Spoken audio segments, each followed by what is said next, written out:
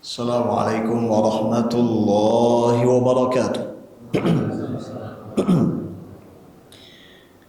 Alhamdulillah hamdan katsiran tayyiban mubarakan fih mubarakan alaih kama yuhibbu rabbuna wa yarda.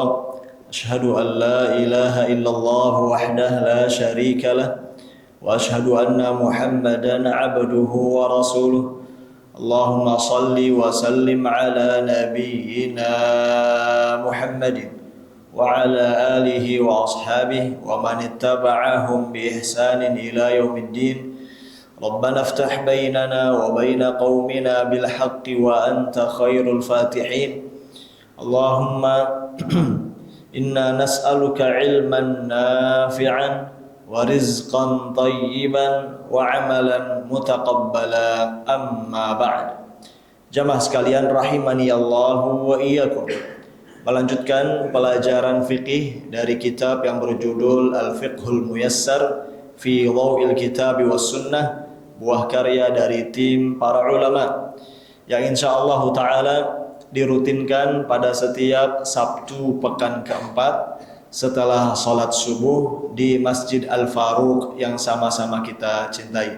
Semoga Allah Ta'ala senantiasa menjaga segenap pengurus, jamaah, dan para ustadznya dalam kebaikan. Jamaah sekalian rahimani Allahu wa iyyakum.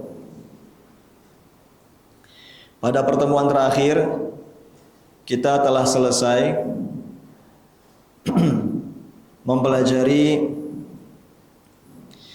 bab yang ke-11 tentang sholat khauf alias sholat dalam kondisi takut.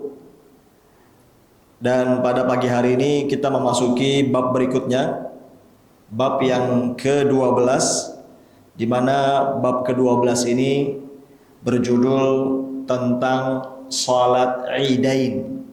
Sholat idain, sholat dua hari raya. Baik, jamaah sekalian rahimani Allahu wa iyyakum. Dua hari raya atau dua id yang dimaksud adalah Idul Adha dan Idul Fitr, atau Idul Fitri dan Idul Adha, yang mana masing-masing dari kedua id tersebut punya momen syar'i, di mana Idul Fitri, ya, hari raya Idul Fitri itu momennya karena kaum muslimin baru saja selesai dari mengerjakan puasa di bulan Ramadan. Sedangkan hari raya Idul Adha itu momennya dengan berakhirnya 10 hari pertama bulan Dzulhijjah. Ya, kita tahu bahwa hari raya Idul Fitri itu, ya, adanya di tanggal 1 Syawal. Sedangkan hari raya Idul Adha itu adanya di tanggal 10 Dzulhijjah. Momen hari raya, ya, atau hari raya Idul Fitri yang ada di tanggal 1 Syawal itu momennya karena kaum muslimin baru saja selesai dari mengerjakan puasa di bulan Ramadan. Jadi, ya, sebagai bentuk kemenangan dan keberhasilan, sudah berhasil menjalani ibadah puasa selama bulan Ramadan. Itulah tiba momen hari rayanya, hari raya Idul Fitri. Sedangkan hari raya Idul Adha itu adanya di tanggal 10 Dzulhijjah. Momennya itu, ya, karena 10 Dzulhijjah ini menjadi penghujung, ya, dari 10 hari pertama bulan Dzulhijjah. Yang mana kita tahu bahwa 10 hari pertama bulan Dzulhijjah ini memiliki keutamaan yang sangat besar, di mana 10 hari pertama bulan Dzulhijjah itu merupakan hari-hari terbaik sepanjang tahun. 10 hari pertama bulan Dzulhijjah itu merupakan hari-hari terbaik sepanjang sepanjang tahun. Ini yang masih kurang dikenal oleh sebagian besar umat Islam. Ya, umat Islam itu umumnya hanya lebih mengenal keutamaan 10 hari terakhir bulan Ramadan. Padahal ada lagi yang merupakan hari-hari terbaik sepanjang tahun, itu adanya di 10 hari pertama bulan Dzulhijjah. Di mana dalam hadis disebutkan ya bahwa amalan soleh apapun yang dikerjakan pada 10 hari pertama bulan Dzulhijjah itu jauh lebih Allah cintai ketimbang dikerjakan ya di luar 10 hari pertama bulan Dzulhijjah. Oleh sebab itu, sebagai puncaknya di hari ke-10-nya itu menjadi momen hari raya Idul Adha. Baik. Dan dalam bahasa Arab, hari raya itu disebut dengan Id, ya. Id itu dari kata ada ya'udu yang artinya kembali. Kenapa hari raya dalam Islam disebut dengan Id? Ya?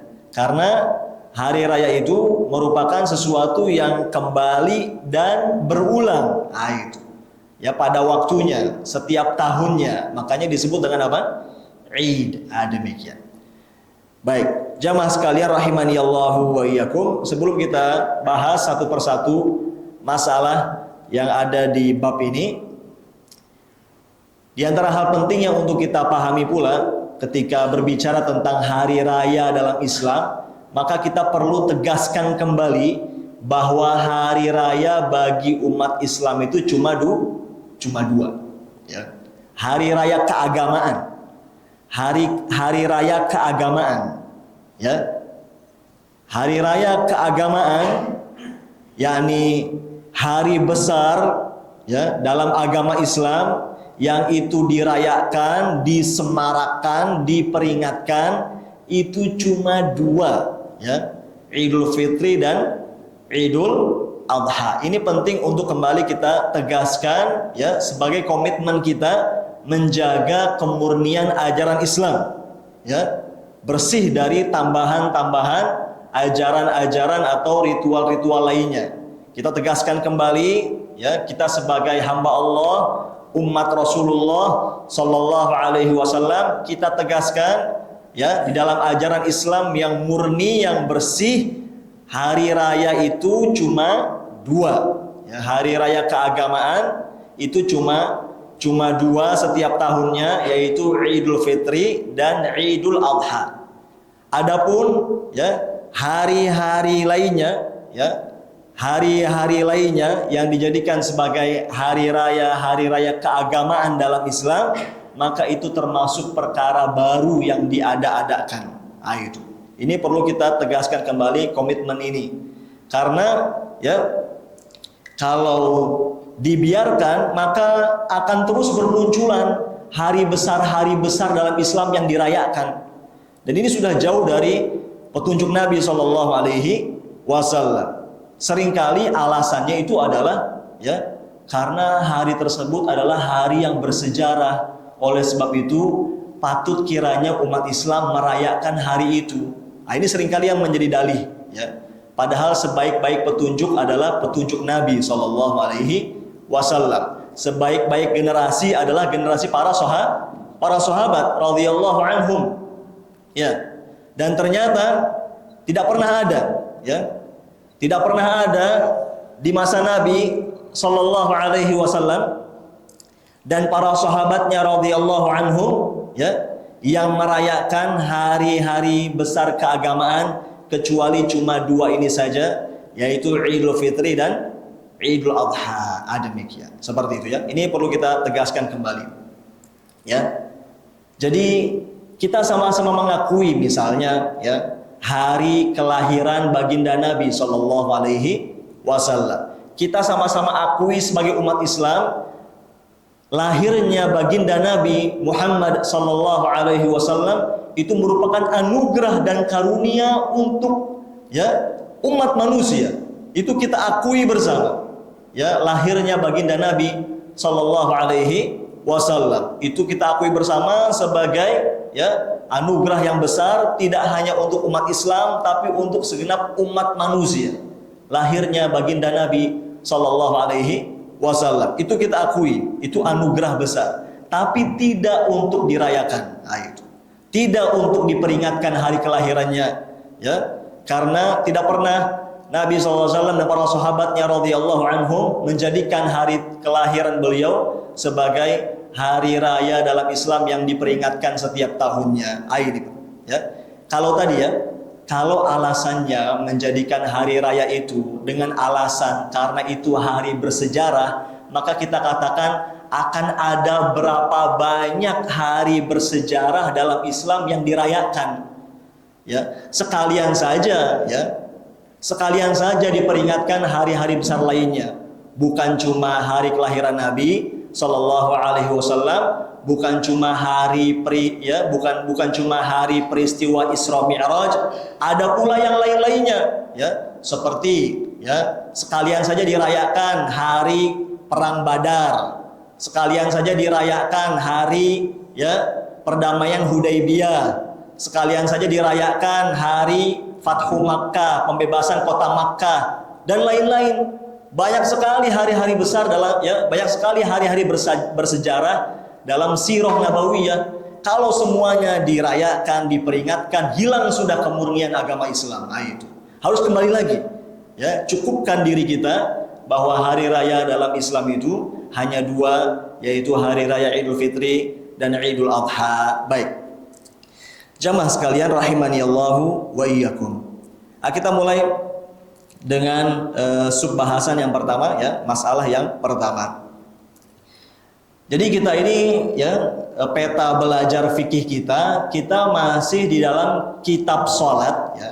Jadi kitab yang mengumpulkan tentang hukum-hukum fikih seputar salat. Nah, di bab ke-12 ini judulnya fikih tentang salat Id. Ya, salat 2 hari raya, sehingga yang menjadi fokus bahasan pada bab ini, yang menjadi fokus utama bahasan pada bab ini ialah terkait pelaksanaan salat Id. Baik, jamaah sekalian rahimani Allahu wa iyyakum.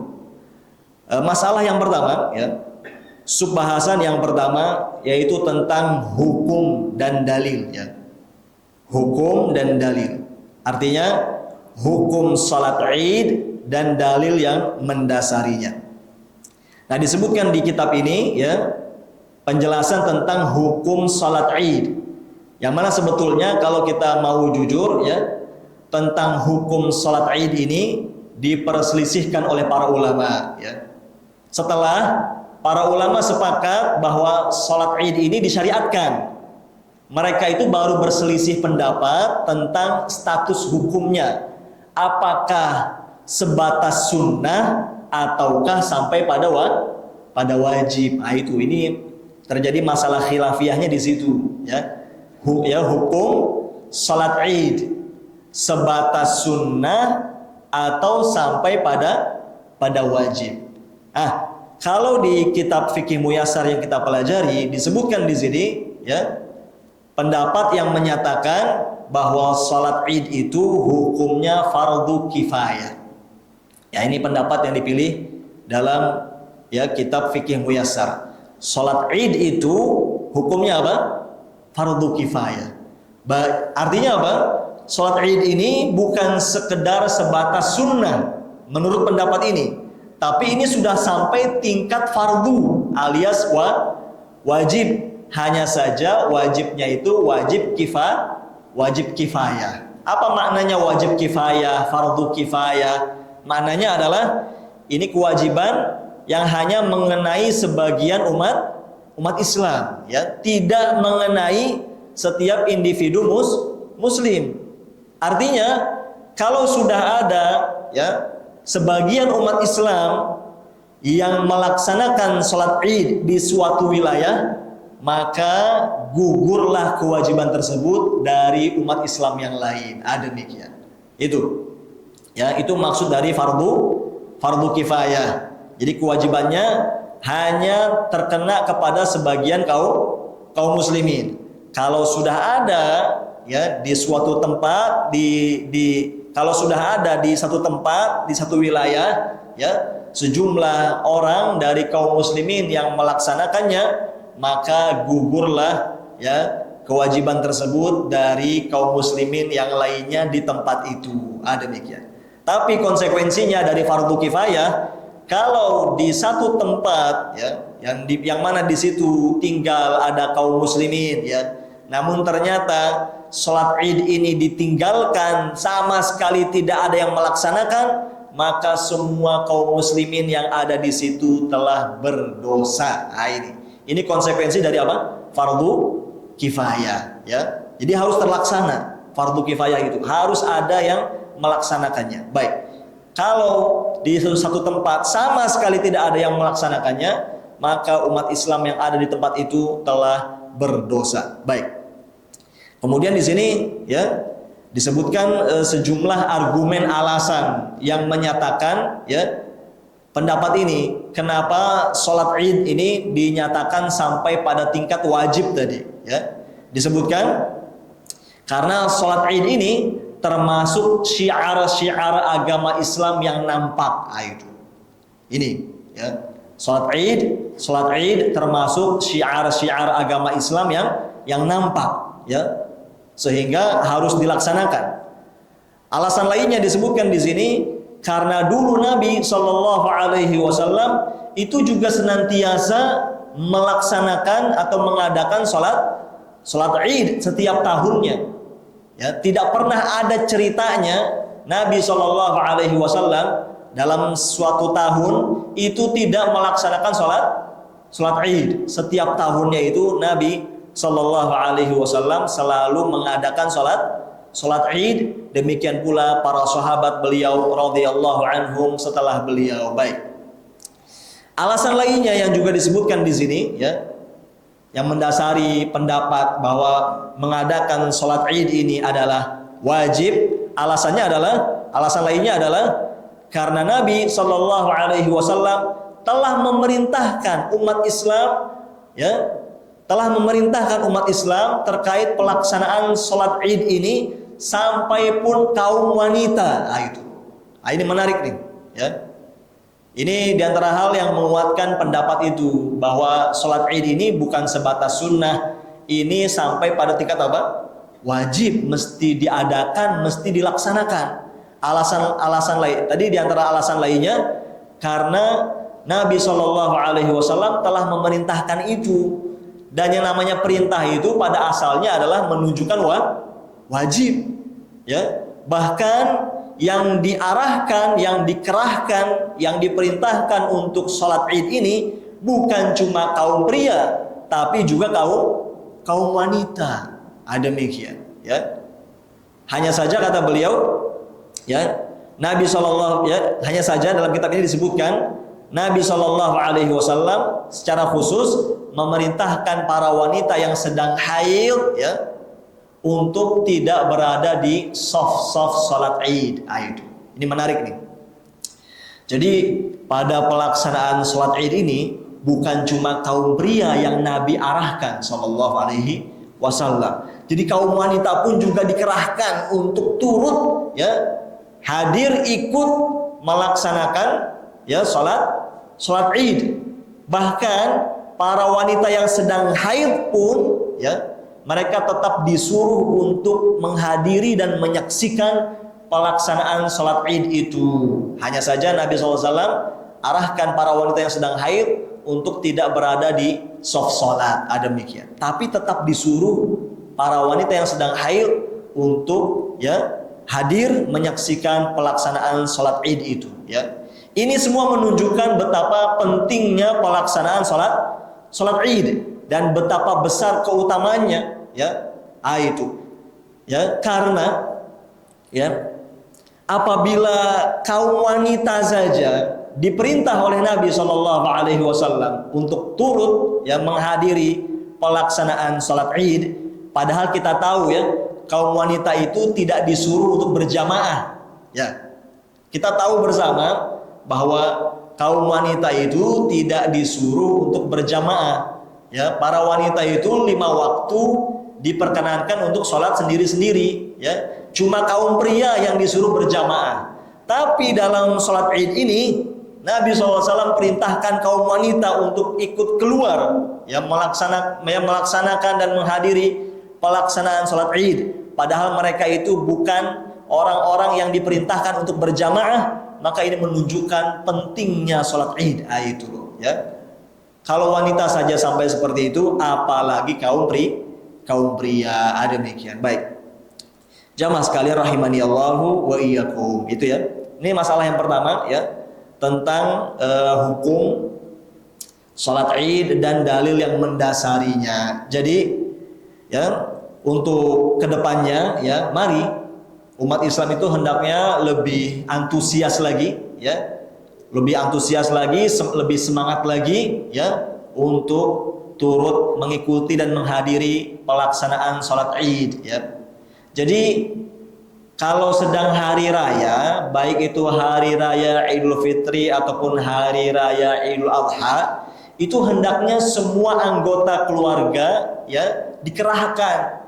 Jangan ada yang dibiarkan ada di rumah. Semua hendaknya keluar ya untuk ikut melaksanakan dan menghadiri pelaksanaan sholat Id ya, baik laki-lakinya maupun wanitanya, baik dewasanya maupun yang masih muda, semuanya diarahkan ya. Hari raya jangan dibiarkan ada anggota keluarga saat hari raya malah bermalas-malasan di rumah, nonton TV, main HP dan lain sebagainya. Suruh keluar semua, dikerahkan. Ini perintah Nabi SAW.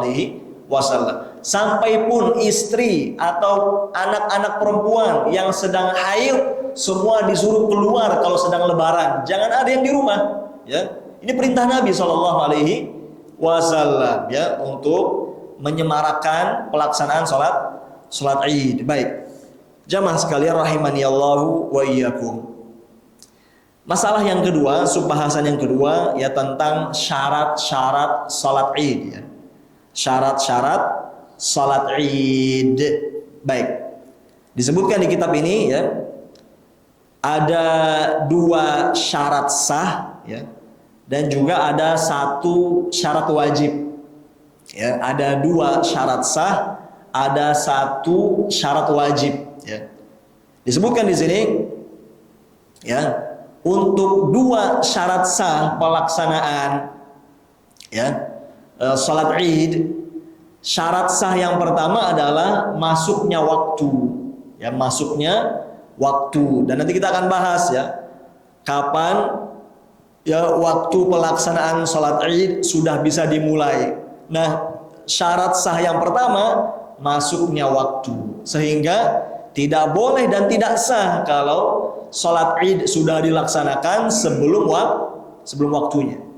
Ada demikian. Lalu syarat sah yang kedua ya, syarat sah yang kedua adalah syarat sah yang kedua adalah ya, tidak kurang ya pelaksanaan sholat Id itu. Disebutkan di kitab ini ya. Di kitab ini disebutkan syarat sah yang kedua adalah ya, jumlah yang hadir pada sholat Id haruslah jumlah yang mencukupi ya. Ini syarat sah yang kedua ya. Yani hadirnya jumlah yang mencukupi. Hadirnya jumlah yang mencukupi. Hadirnya jumlah orang yang mencukupi. Dan disebutkan di sini ya, minimal hadirnya orang pada pelaksanaan salat Id adalah ya 3 orang. Disebutkan di sini di kitab ini, pendapat ini di sini disebutkan ya, minimal jumlah yang hadir pada pelaksanaan sholat Id ya, untuk diakui dan dianggap sah adalah 3 orang ya. Dan disebutkan sehingga tidak boleh dan tidak sah ya pelaksanaan sholat Id kalau yang hadir itu kurang dari 3 orang. Nah, ini ya pendapat yang dinyatakan dalam kitab Fikih Muyassar yang kita pelajari ini ya. Ada demikian. Jadi kalau seandainya ada di suatu kondisi ya, itu kaum muslimin atau umat Islam di tempat tertentu misalnya minoritas ya, sangat minim, sangat sedikit sekali jumlah orangnya, itu. Dan ada tuntutan dalam agama untuk melaksanakan sholat Id, maka minimal tadi 3 orang, ya. Minimal 3 orang, ya. Dianggap boleh dan dianggap sah pelaksanaan sholat Id itu kalau minimal berapa orang? 3 orang. Demikian. Baik. Itu dua syarat sah, ya. Itu 2 syarat sah pelaksanaan sholat Id. Yang pertama masuknya waktu, yang kedua ya adanya jumlah hadirin yang mencukupi.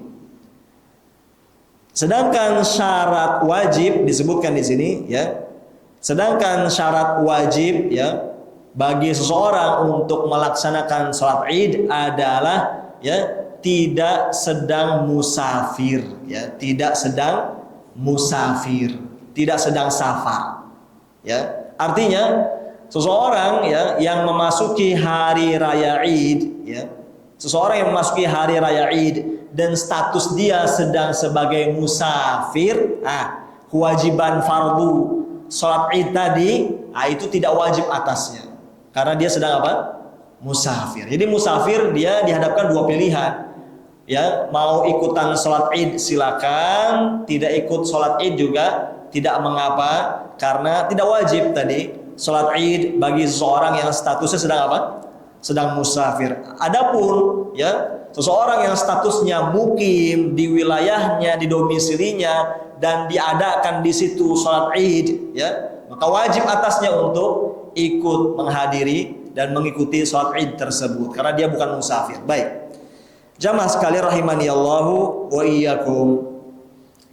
Masalah yang ketiga, subbahasan yang ketiga, ya, tentang disebutkan di sini tentang tempat pelaksanaan sholat Id, ya, tentang tempat pelaksanaan sholat Id. Baik, ini, ya, ini masalah yang ketiga, ya, tentang tempat pelaksanaan sholat Id.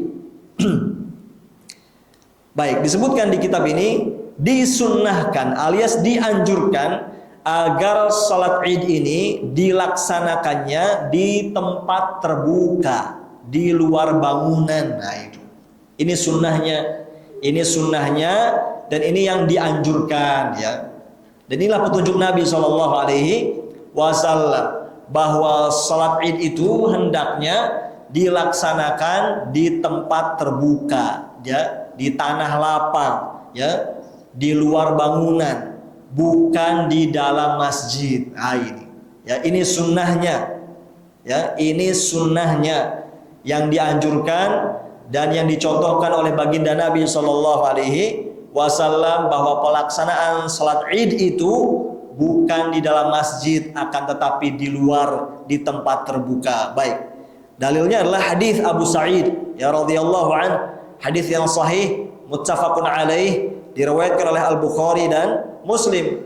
Kata beliau, dulu Nabi Shallallahu Alaihi Wasallam itu biasa keluar pada hari raya Idul Fitri dan hari raya Idul Adha ke tempat sholat Id, ya, di tanah lapang. Itu, ya. Ini persaksian sahabat Abu Sa'id, ya, tentang sunnah dan petunjuk Nabi Shallallahu Alaihi Wasallam, ya, bahwa kebiasaan beliau itu tiap kali pelaksanaan sholat Id itu di tanah lapang, di tempat terbuka, bukan di masjid. Demikian, ya. Ya, itu disebutkan di sini karena, ya, yang dituju dan yang dimaksud, ya, dari dilaksanakannya sholat Id adalah agar ditampakkan dan diperlihatkan syiar ini, itu, ya. Itu.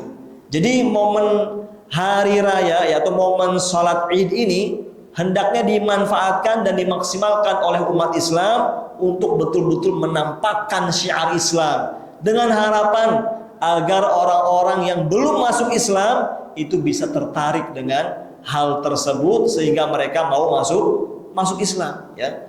Tapi kalau dengan sengaja tanpa uzur setiap tahun sholat Id itu dikerjakannya di dalam masjid, pertama ini menyelisihi petunjuk Nabi SAW.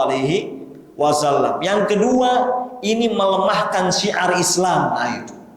Jadi jangan bermudah-mudahan, ya, jangan menggampang-gampangkan sunnah ini. Sudahlah, sholat Idnya dalam masjid saja, ya. Padahal tidak ada uzur, jadi kebiasaan setiap tahun. Ini menyalahi petunjuk baginda Nabi SAW, dan ini melemahkan syiar Islam. Nah, itu. Ya, ini perlu diperhatikan baik. Nah, diterangkan di sini, ya. Pelaksanaan sholat Id itu baru boleh diperkenankan di dalam masjid, ya, kalau ada uzur. Seperti apa? Turunnya hujan. Seperti apa lagi? Ya, angin kencang, ya, dan lain sebagainya. Ya, dari kondisi-kondisi cuaca yang tidak mendukung pelaksanaan sholat Id di tempat terbuka. Itu, ya. Jadi pelaksanaan sholat Id, ya, di dalam masjid, di dalam bangunan masjid itu menjadi opsi terakhir. Itu, ya, menjadi apa? Menjadi opsi terakhir, ya.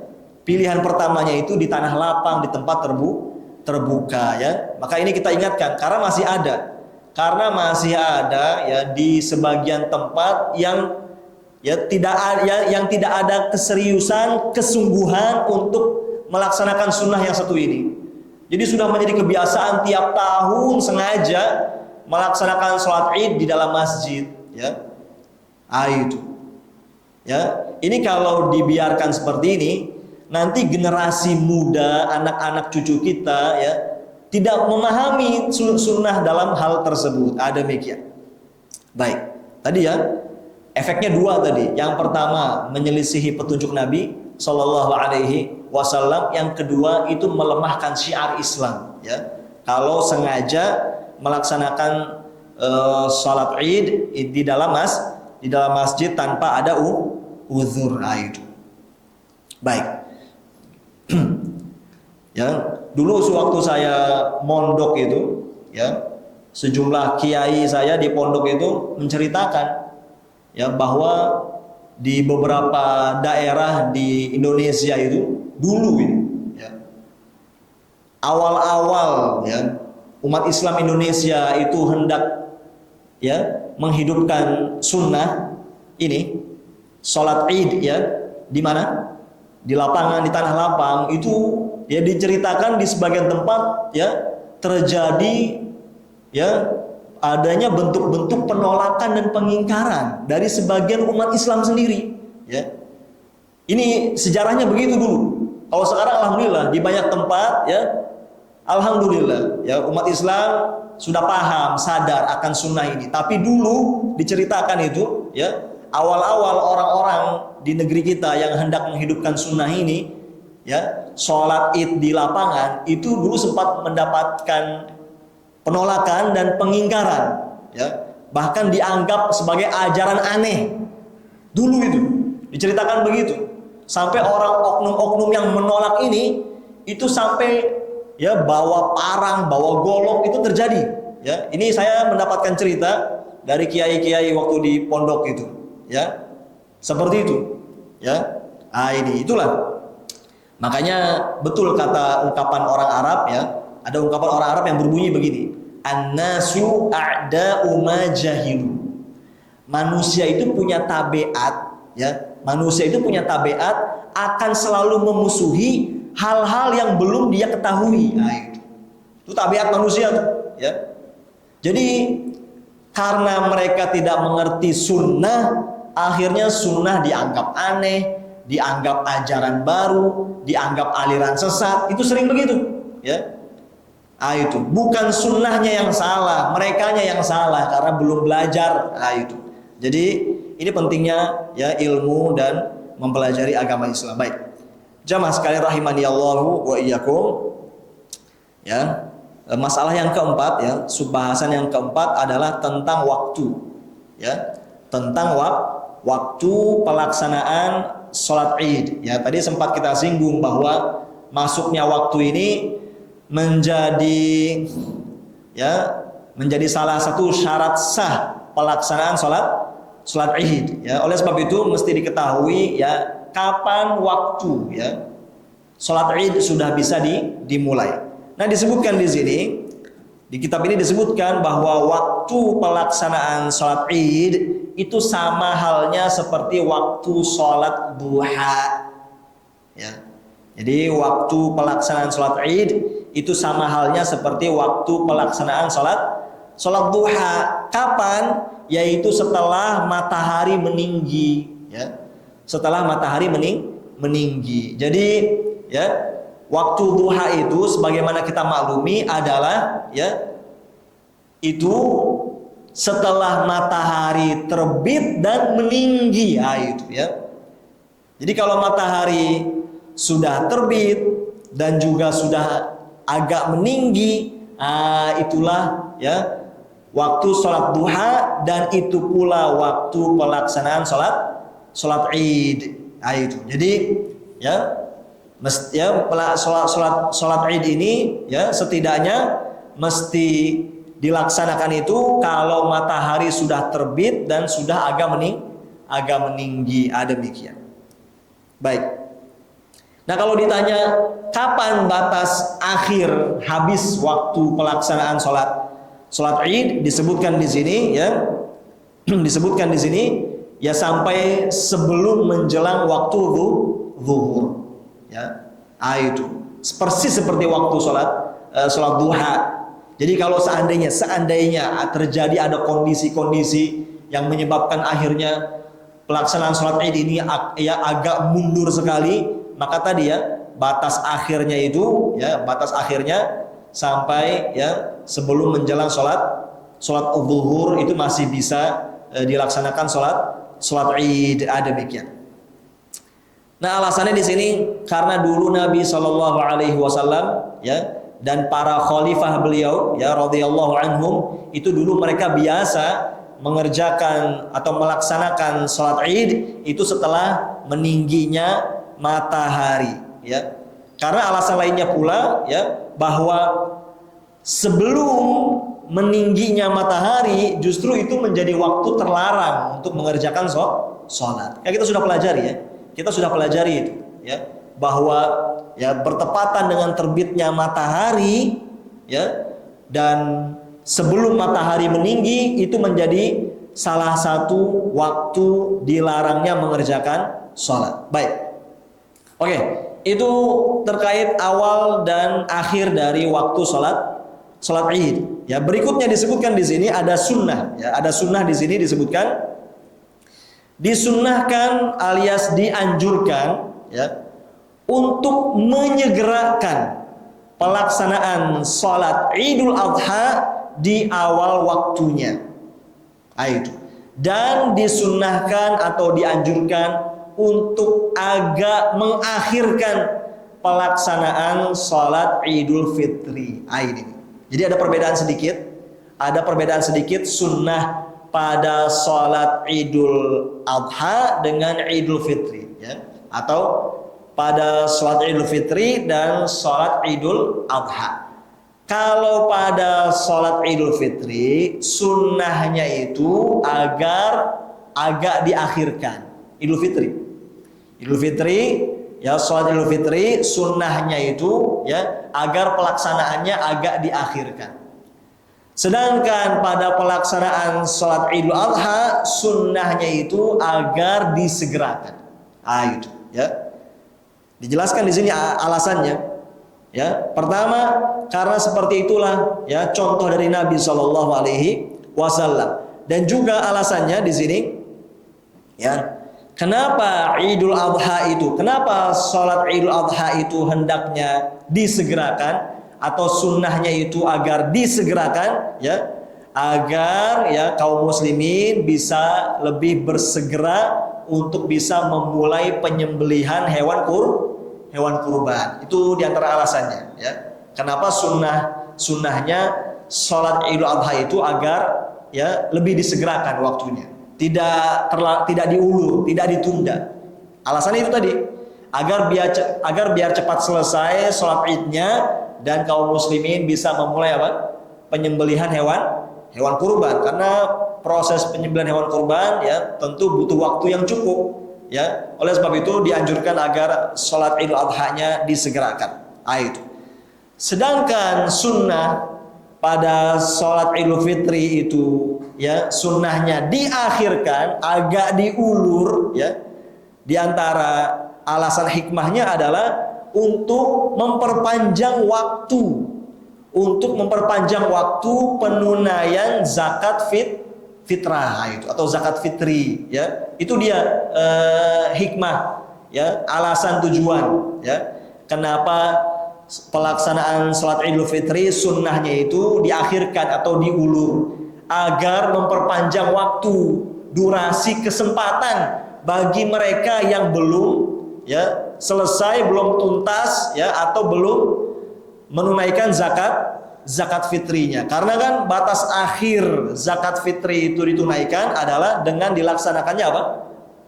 Salat Idul Fitri. Ada demikian. Jelas ya? Jadi saya ulang, kenapa Idul Adha itu sunnahnya? Kenapa salat Idul Adha sunnahnya disegerakan agar bisa cepat memulai penyembelihan kurban?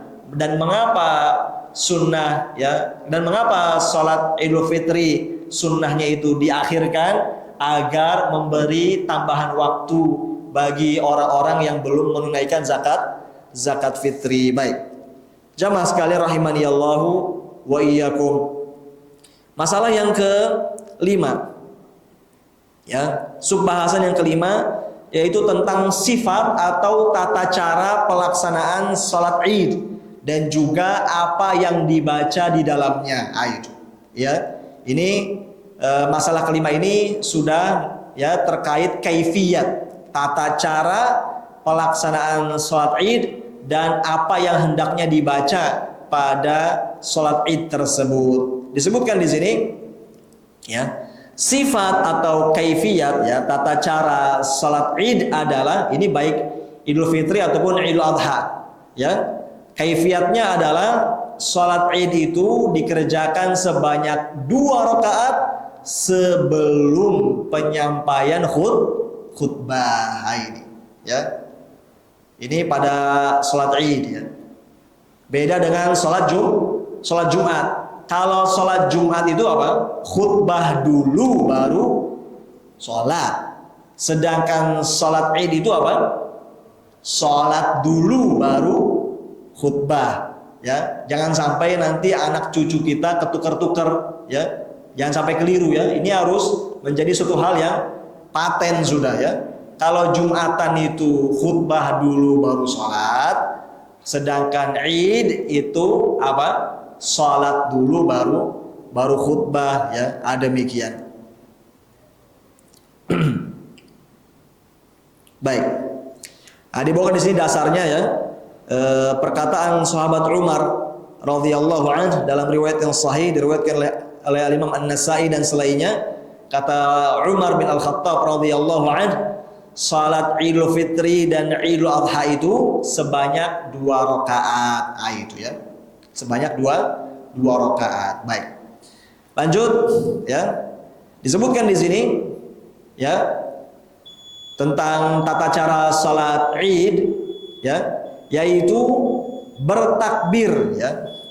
Bertakbir pada rakaat pertama setelah takbiratul ihram dan membaca doa istiftah ya, dan juga sebelum membaca ta'awudz bertakbir sebanyak 6 kali. Perhatikan kalimat ya. Perhatikan kalimat di kitab ini. Kalimatnya begini. Bertakbir di rakaat pertama. Perhatikan, bertakbir di rakaat pertama sebanyak 6 kali setelah takbiratul ihram dan juga setelah membaca doa istiftah ya, dan tadi sebelum membaca ta'awudz. Ini. Nah, Ini tentang masalah yang dinamakan dengan takbir zawaid ya. Jadi istilahnya ini namanya apa? Takbir zawaid. Zawaid itu artinya tambahan ya. Nah, pada sholat Id ini ada tuntunan yang namanya takbir zawaid, takbir tambahan. Nah, itu. Yang mana kalau dalam nas hadis itu, dalam nas teks hadis disebutkan ya, di rokaat pertama itu bertakbir sebanyak 7 kali, sedangkan di rokaat yang kedua bertakbir sebanyak 5 kali, kan begitu. Nah, kemudian terjadi khilafiyah ya. Ulama silang pendapat di dalam menghitung 7 itu ya. Ada silang pendapat, ada khilafiyah ya. Di antara para ulama tentang menghitung 7 kali takbir pada rakaat pertama, yaitu takbiratul ihram di awal sholat itu dihitung termasuk 7 atau di luar dari yang 7, jelas ya. Nah, itu khilafiyah. Nah, kalau pendapat di buku fikih Muyasar ini yang dipilih adalah bahwa takbiratul ihram itu bagian dari yang 7. Sehingga setelah takbiratul ihram tinggal menambah berapa? 6 jadi 7. Nah, ini pendapat pertama begitu. Pendapat lain ada lagi ya, yang menyatakan bahwa takbiratul ihram itu di luar dari yang 7. Dengan alasan takbiratul ihram itu kan rukun sholat, sedangkan takbir zawaid ini termasuk sunnah, sehingga tidak digabung antara yang rukun dengan yang sunnah. Oleh sebab itu totalnya jadi berapa? Jadi 8. Totalnya jadi apa? Jadi 8. Nah, ini masalah khilafiyah ya. Jadi pendapat yang menyatakan tadi total 8 ya, itu karena ya menyatakan takbiratul ihram di luar dari yang 7 dengan alasan takbiratul ihram itu rukun, sedangkan takbir zawaid ini sunnah ya. Itu suatu hal yang berbeda begitu. Pendapat pertama menyatakan begitu. Pendapat yang tadi yang dipilih buku fikih Muyasar menyatakan tidak, kan teks hadisnya 7 gitu, bukan 8. Teks hadis itu apa? 7 bukan 8. Kalau disebutnya 7 include gitu loh, sama apa? Takbiratul ihram. Ala kulli hal masalahnya khilafiyah, dan ini perkaranya lapang ya, perkaranya luas, demikian. Jadi beberapa pesan yang kita ingin sampaikan adalah begini ya. Pertama ya, apapun pendapat yang kita pilih tadi ya, apakah takbiratul ihram termasuk yang 7 atau di luar dari yang 7, kemudian kita menjadi makmum pada sholat Id, ternyata imamnya ini berbeda dengan pendapat yang kita pilih, itu maka disikapi dengan apa? Biasa aja gitu. Biasa saja, demikian. Misalnya kita pilih pendapat 7, ternyata imamnya total bertakbir 8 kali. Sudah cukup tahu saja bahwa ternyata imam tersebut memilih pendapat itu ya. Demikian. Tidak usah jadi bahan keributan setelah lebaran gitu ya. Jadi bahan keributan setelah lebaran. Itu. Tadi itu 8 tuh, harusnya kan 7 segala macam. Ya, padahal itu masalah khilafiyah. Itu. Ya. Dan juga arahan lainnya adalah tadi kita ingin tegaskan, takbir zawaid ini hukumnya apa tadi? Sunnah, bukan rukun sholat, bukan wajib sholat. Artinya apa? Kalau tidak dilakukan takbir zawaid ini, sholat idnya sah tidak? Sah. Dan ini kadang-kala bisa terjadi, imamnya apa? Lupa. Itu. Ya, imamnya lupa. Jadi setelah takbiratul ihram yang pertama, tiba-tiba langsung baca surat Al-Fatihah, ya, tidak melakukan takbir zawaid. Kalau ditanya sah tidak sholat Id itu? Sah, sama sekali tidak mengurangi dan merusak keabsahan sholatnya, ya.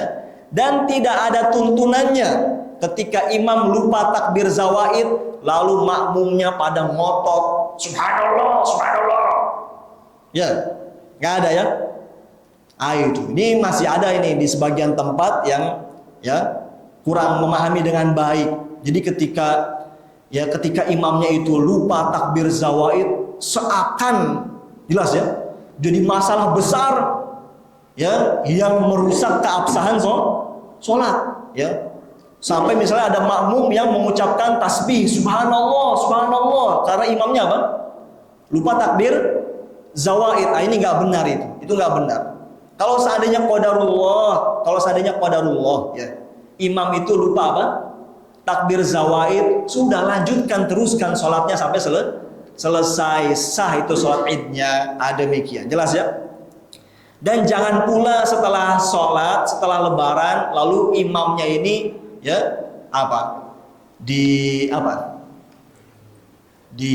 kalau bahasa Betawinya diasemin ya.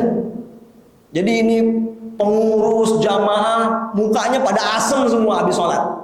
Ya, karena imamnya apa? Lupa takbir zawaid, dan ini terjadi di beberapa tempat yang kayak begitu, ya. Demikian, ya. Seakan kayak gak sah sholat yang tadi. Ini karena kurang dewasa, kurang ilmu, ya, kurang ilmu. Demikian. Padahal, alhamdulillahnya kalau saya pribadi, ya, sudah beberapa tahun memimpin sholat id, alhamdulillah, ya, sampai yang terakhir kemarin di sini tidak lupa. Tapi suka dengar cerita beberapa kawan itu begitu lupa, lalu beres sholat itu semua mukanya asem katanya, asem semua, udah nggak ramah lagi sama ustadznya, nggak hormat lagi sama ustadznya. Nggak benar itu, ya, kayak gitu nggak benar, ya. Ya, bapak-bapak harus tahu ya, itu ya tampil memimpin sholat id itu mentalnya lebih dari tendangan penalti itu, beneran. Gemeter itu, ya. Itu kadang-kala sudah dari semalam tuh diingat-ingat, jangan sampai lupa besok, jangan sampai lupa. Di motor, di perjalanan juga udah ingat-ingat, jangan sampai lupa. Lupa juga ketika sholat. Itu memang tegang karena ya, bagaimana tidak? Itu lebih dari tendangan penalti. Baik, jamaah sekalian rahimani Allah wa iyyakum. Wah, sudah pukul 6. Ya, kita mungkin terkait takbir ini ya, singkat saja, tadi hadisnya dibawakan di sini dan juga sunnahnya itu ya. Kalau yang 5 kali takbir ya, kalau yang 5 kali takbir di rakaat kedua ya, itu di luar takbir intiqal ya. Takbir intiqal itu apa? Takbir perpindahan, bangkit dari sujud kedua rakaat pertama untuk berdiri ke rakaat yang kedua, itu mengucapkan Allahu Akbar. Itu tidak dihitung 5 itu ya. Baru kemudian takbir zawaid sebanyak 5 kali. Dan sunnahnya itu setiap kali takbirnya mengangkat kedua tangan. Sunnahnya itu setiap kali takbirnya mengangkat kedua tangan ya.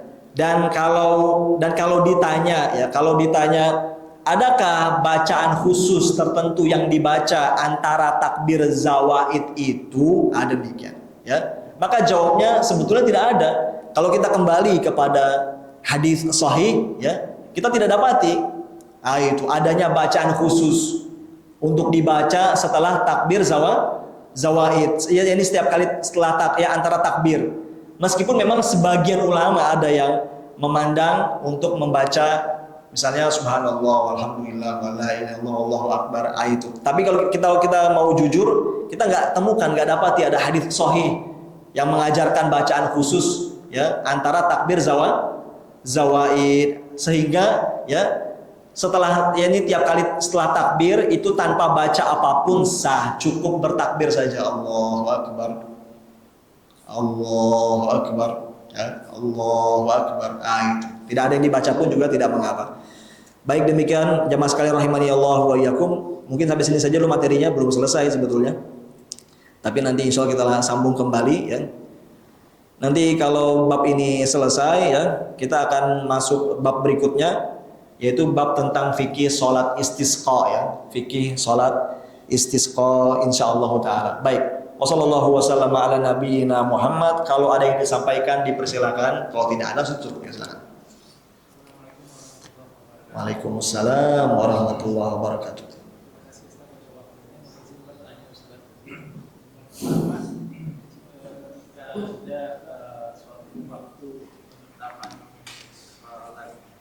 Satu soal yang berbeda. Bolehkah seorang itu melaksanakan sholat id di hari yang kedua bagi dia, misalnya dia mengikuti khususnya satu Syawal di hari Senin, terus pemerintah ternyata di hari Selasa, bolehkah dia mengikuti di hari yang kedua? Dia sudah melaksanakan itu pertama. Ini yang pertama. Terus yang kedua mengenai sholat id yang jatuhnya di hari Jumat. Ya. Terus saya cuma memastikan aja pemahamannya seperti apa. Apakah jika sholat itu jatuh pada hari Jumat itu menjadi suatu pilihan dalam artian apabila seseorang itu sudah melakukan sholat id di pagi hari dia tidak perlu melakukan sholat Jumat, itu pilihan atau sebenarnya itu tergantung rukhsahnya. Maksudnya kalau kita lihat ke sejarah Nabi bahwa dulu itu memang ada, jadi kata misalnya dari jarak waktu gitu, misalnya orang sudah melakukan sholat id pulang balik lagi, atau misalnya dalam pelaksanaan kurban dulu mungkin mencari air susah sehingga dia harus repot, sehingga dia diizinkan untuk tidak Jumatan. Tapi kan dengan kondisi yang sekarang lebih mudah. Lebih mudah. Nah sebenarnya itu pilihan antara penjelasan hukumnya atau sebenarnya pada saat rukhsah itu sudah hilang, nggak lagi harus gitu. Waalaikumsalam warahmatullahi wabarakatuh. Terima kasih banyak ya atas pertanyaannya. Semoga Allah Ta'ala menjaga Bapak dan kita semua dalam kebaikan. Baik. Pertama ya, terkait perbedaan tadi ya di dalam memulai hari raya. Ini realita fakta yang tidak dipungkiri ya, memang kita dapati ya, kenyataannya di tengah-tengah umat Islam itu ada terjadi ya perbedaan di dalam memulai hari raya. Tapi saya mau mengerucut saja ke ya soal yang ditanyakan tadi ya. Itu. Ini dia ya sudah berhari raya ya kemarinnya. Tapi sholat idnya ikut besoknya, ikut ya sama yang lebarannya belakangan begitu ya. Ada demikian. Kalau ditanyakan ke saya memandang yang seperti ini justru sebagai sikap kontradiksi ya, kontradiksi. Hendaknya seorang mengamalkan apa yang dia yakini ya. Jadi nggak dicampur, nggak dimix begitu ya. Nggak dimix begitu. Jadi berpendapat lebarannya udah duluan tapi sholatnya besok ya. Nah itu yang lebih tepat kalau ini terjadi, ya, yang lebih tepat kalau ini terjadi adalah pilihannya dia sholat di hari dia yakini lebaran itu ya, atau dia tidak sholat sama sekali akhirnya, ketimbang lebarannya di hari itu tapi sholatnya di besoknya begitu. Jelas ya? Ada demikian itu ya. Seperti itu. Nah, tapi ya itu yang saya sampaikan seperti itu ya. Kalau itu terjadi maka jangan begitu sikapnya, itu justru menampilkan sikap kontradiksi dan sikap pelin-pelan yang tidak ini ya. Jadi lebarannya ini tapi sholatnya besok, enggak. Mendingan dia sholat di hari yang sama atau dia nggak sholat sama sekali. Gitu. Jelas ya? Seperti itu. Baik. Meskipun ini saya sebagai seorang dai, saya bertanggung jawab untuk juga menyampaikan akan hal ini ya. Saya di mana-mana kalau masalah ini biasa pro kontra ya. Pro kontra, saya selalu mengingatkan ya bahwa cukup bagi umat Islam di Indonesia itu dalam memulai puasa dan berhari raya cukup mengikuti ulil amri. Itu ya. Hasil dari sidang itsbat ya. Ada demikian. Karena kita kalau mau jujur, alhamdulillah ulil amri kita yang diwakili oleh Kementerian Agama itu sudah menjalankan sunnah Nabi SAW. Ru'yat hilal mereka laksanakan Sampai disebutkan setiap tahunnya itu di 96 titik pemantauan hilal. Ini sudah sunnah Nabi SAW. Sehingga tiap tahunnya nggak usah bingung lagi, bingung lagi lebaran kapan, puasa kapan. Itu ya, patenkan saja dengan sikap seperti itu. Meskipun tadi ya, kalau ada pro kontra itu ya biasa saja. Yang penting nggak usah arogan, nggak usah menggolimi, nggak usah menjatuhkan, gitu aja. Allah a'lam. Lalu tadi yang Oke, ya maka ya tadi kan pertimbangannya mungkin dulu itu ya sebelum saya sampaikan, sebelum saya ke situ, Nabi SAW tegaskan dalam hadisnya itu ya bahwa kalau berkumpul hari raya dengan hari Jumat, maka beliau bersabda dalam hadisnya itu ya, bagi siapa yang tadi paginya sudah sholat Id ya, maka itu sudah mencukupi dia dari sholat Jumat. Artinya tidak perlu lagi sholat Jumat, tapi wajib sholat zuhur, bukan kosong nggak sholat ya, ada demikian. Lalu beliau sabdakan, sedangkan kami akan tetap mengadakan Jumatan, kata Nabi Shallallahu Alaihi Wasallam. Artinya ini pilihan ya, bagi yang sudah sholat paginya, dia mau Jumatan atau dia pilih sholat zuhur saja, itu. Tapi bagi setiap pengurus masjid hendaknya tetap mengadakan apa? Jumatan, agar orang-orang yang mau Jumatan ya ada difasilitasi gitu kan, ada demikian. Nah, pertanyaannya ini apakah menjadi pilihan atau rukhsah yang berlaku dulu itu kondisinya demikian? Maka jawabnya ini terus berlaku menjadi pilihan ya, sebagai bentuk kemudahan agama Islam. Sekalipun sekarang kondisinya lebih mudah dari zaman dulu, tetap berlaku kemudahan itu, pilihan ya. Bagi yang sudah sholat Id di pagi hari ya, dia boleh tidak Jumatan dan cukup sholat zuhur, meskipun sebetulnya mudah baginya untuk Jumatan. Tetap pilihan itu ada dan berlaku, ada demikian. Wallah. Gimana yang lain? Masih ada nggak? Cukup ya. Demikian kurang lebihnya, mohon maaf.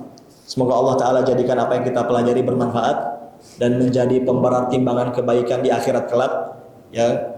Saya berdoa kepada Allah Subhanahu wa taala dengan nama-nama yang paling indah dan sifat-sifatnya yang paling mulia, semoga Allah Ta'ala tuliskan pahala yang sangat besar buat semua yang hadir pagi hari ini di kajian ini. Semoga Allah Ta'ala mudahkan semua urusannya, Allah berkahi hidupnya, Allah berikan rezeki yang halal, rezeki yang barokah, dan semoga Allah Ta'ala berikan kepada kita semua husnul khatimah, akhir hidup yang baik. Wassallallahu wasallam ala nabiyyina Muhammad. Subhanakallahumma bihamdika asyhadu an la ilaha illa anta astaghfiruka wa atubu ilaika. Wassalamualaikum warahmatullahi wabarakatuh.